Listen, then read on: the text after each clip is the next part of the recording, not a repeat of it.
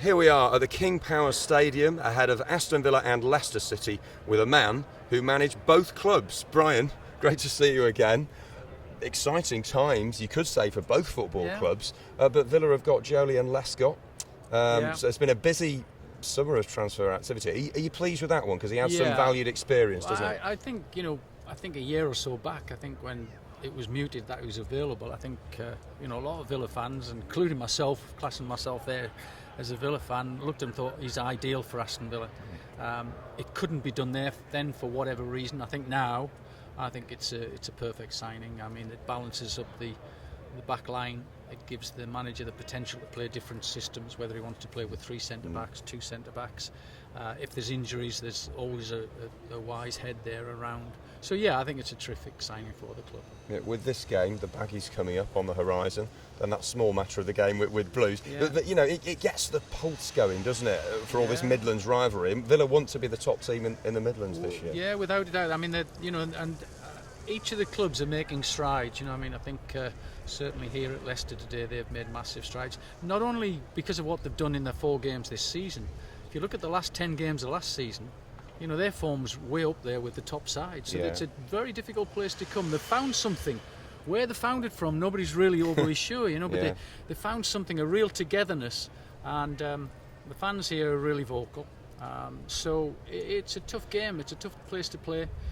They've got 1 or 2 players who right now believe in themselves. So it's a good benchmark for Villa today. I think coming away from here with something today is a really good result. Yeah, and being attached to both teams, is that a difficult one for you?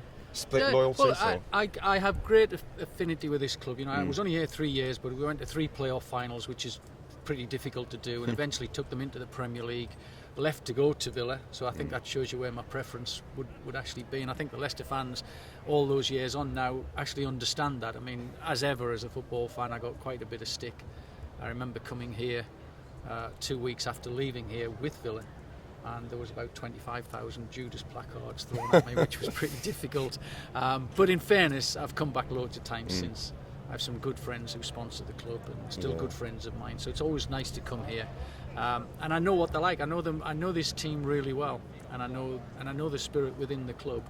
So as I've said, it's a big test for Villa because they're starting their journey. It's a new journey for Villa now, isn't it? There's a new team.